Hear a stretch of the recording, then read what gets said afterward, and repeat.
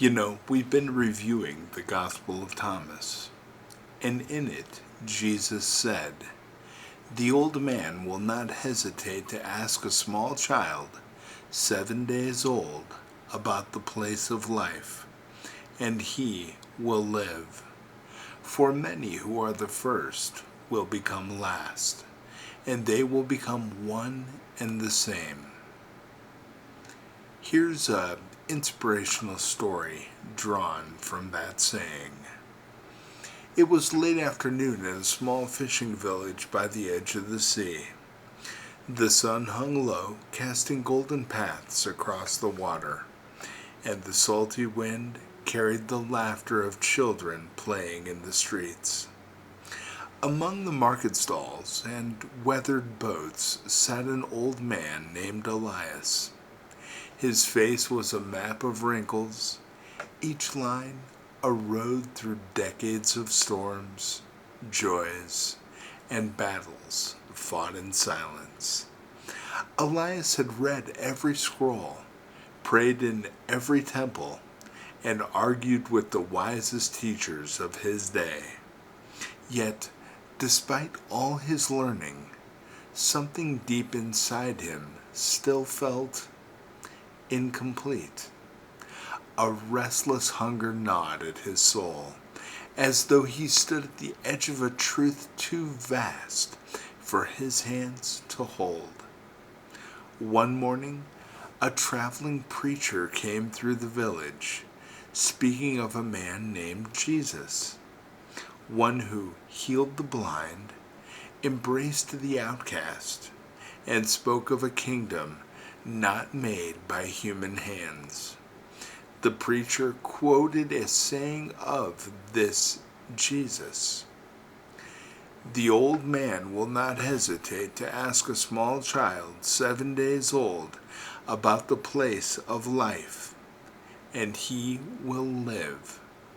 For many who are first will become last, and they will become one and the same."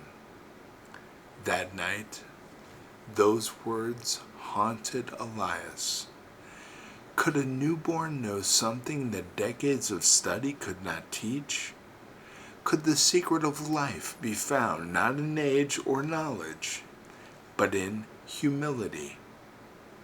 The next morning, Elias walked to the home of a young mother named Miriam, who had just given birth to a son.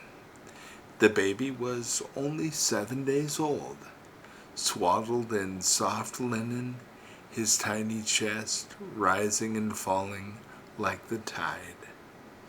Elias sat beside the cradle, feeling somewhat foolish. He stared at the child's face, soft, pure, untouched by the weight of the world. And in that quiet moment, something shifted inside him. The child could not speak, yet his presence spoke louder than any sermon. His entire existence was trust, utter dependence on the love of another. He had no pride, no record of achievements, no claim of status, yet here he was, resting without fear, sustained entirely by the care of his mother.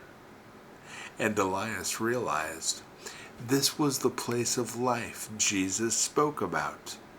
Life is not found in the walls we build to protect ourselves or in the ladders we climb to feel important. Life begins when we return to that childlike trust in the one who holds us, feeds us, and carries us, God Himself. Elias left the house with tears in his eyes, whispering, "Lord, teach me to rest in you as the child rests in his mother."